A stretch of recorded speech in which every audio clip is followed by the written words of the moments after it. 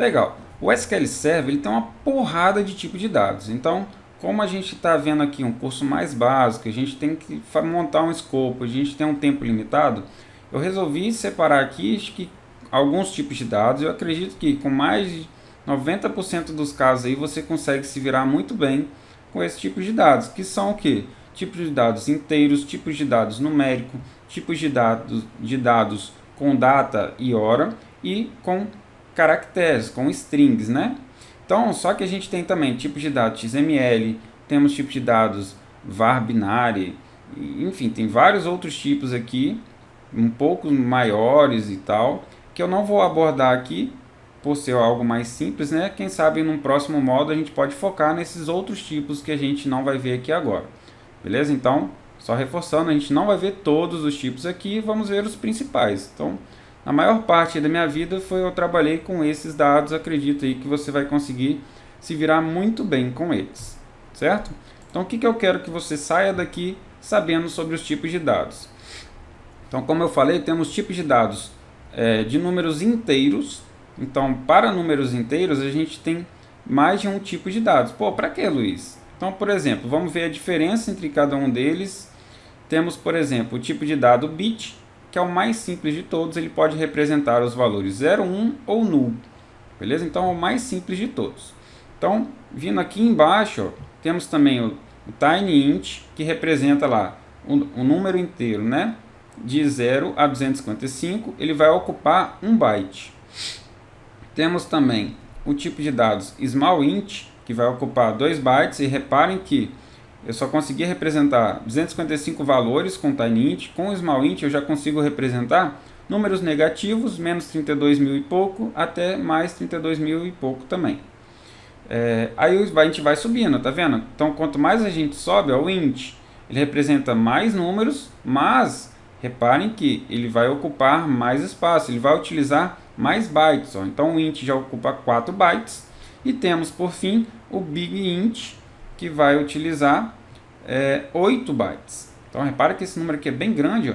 Aí, tá, beleza, Luiz, eu vou ter que gravar cada um desses tipos, cada um desse range aqui e a quantidade de armazenamento. Não, eu não quero que você grave isso. Eu também não gravo tudo isso aqui de cabeça, mas o que eu sei? Pô, o que você tem que pensar? No seu negócio, você vai ter lá uma coluna para a situação. Então, nessa coluna situação, você acredita, você tem que entender o negócio, obviamente, tá? Cada cenário é um cenário.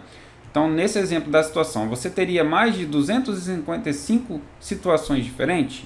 Ah, não, Luiz, vou ter umas 10, umas 100 no máximo. Beleza, então você poderia utilizar nesse caso o tinyInt, que vai utilizar somente 1 byte, ao invés de um tipo int, por exemplo, que ocuparia 4 bytes só.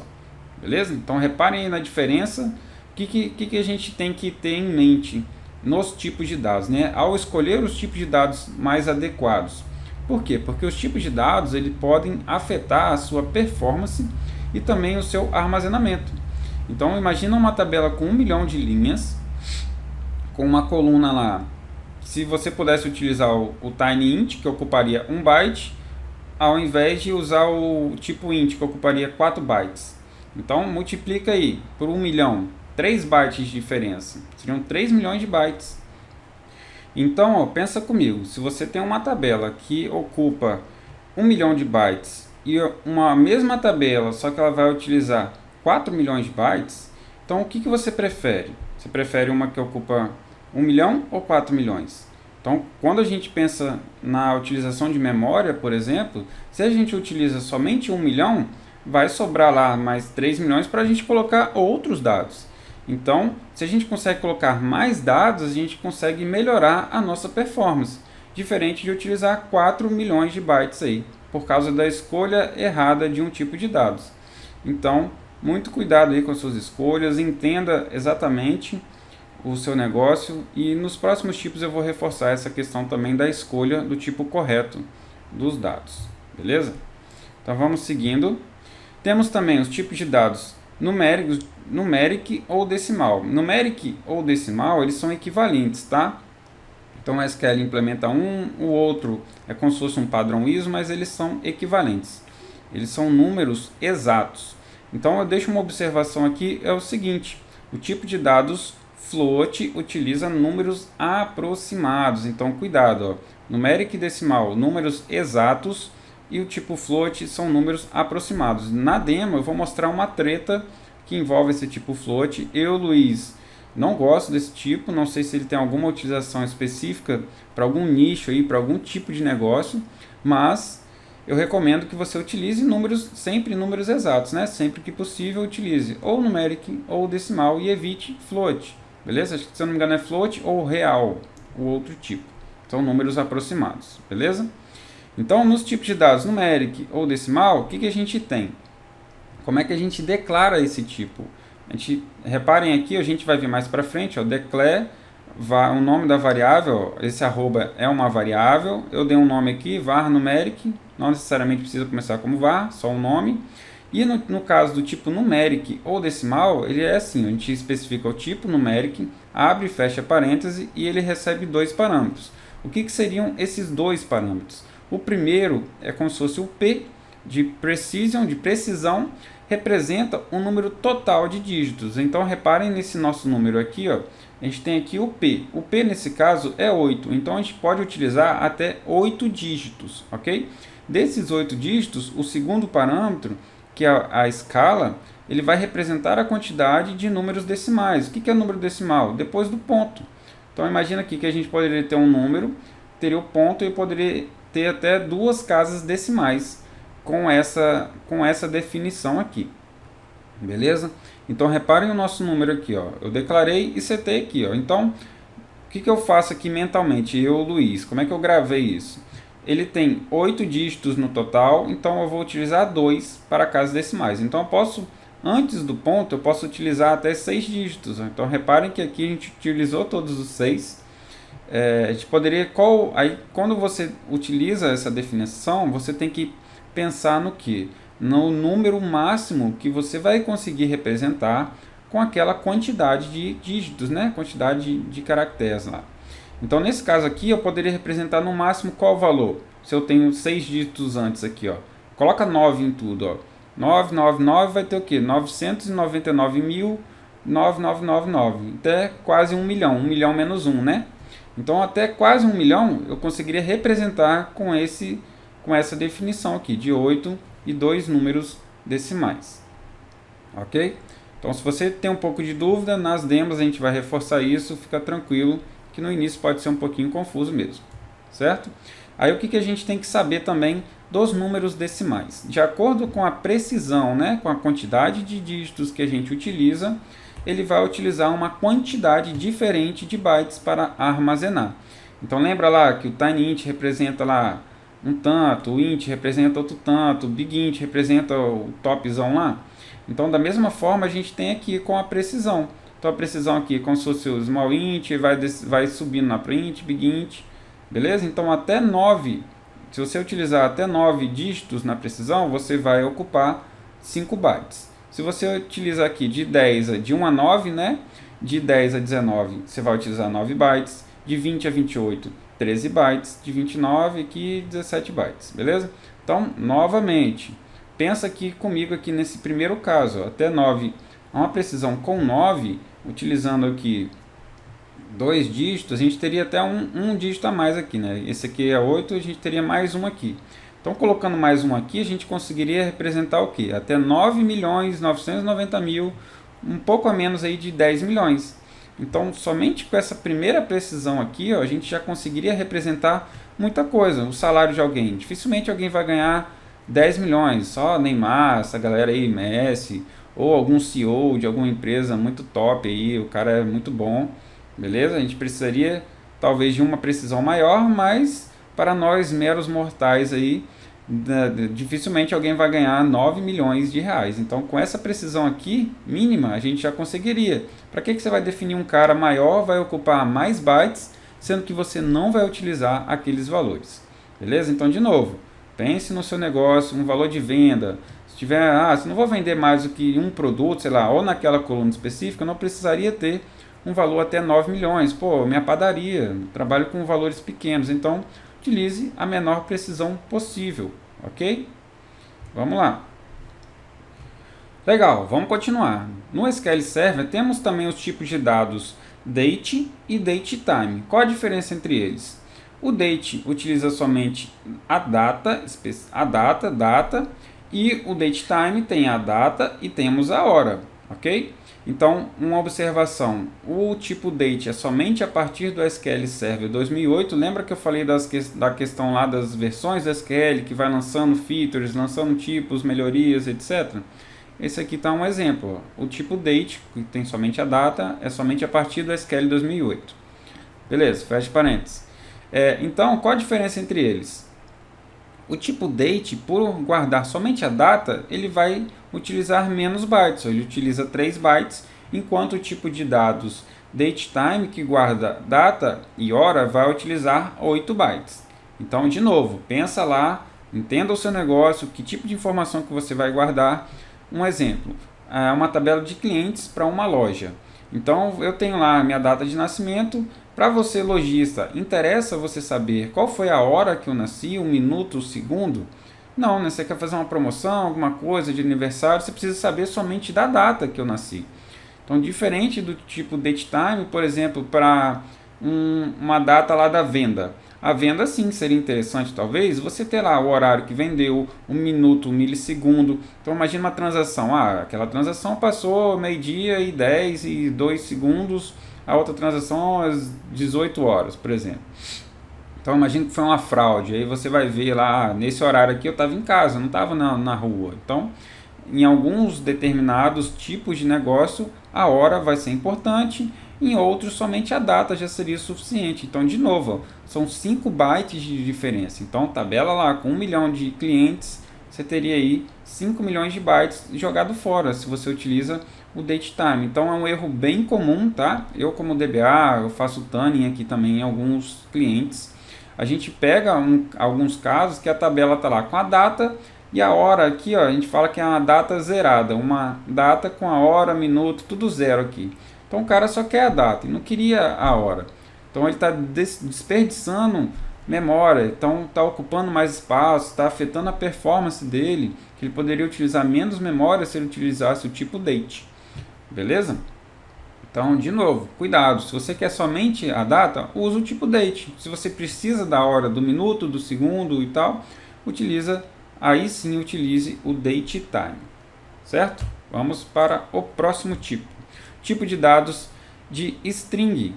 O que a gente utiliza no SQL Server para representar strings, caracteres, né? Então temos aqui basicamente quatro tipos de dados: char, varchar, nchar e nvarchar. Qual a diferença? Pô, tem um nzinho na frente.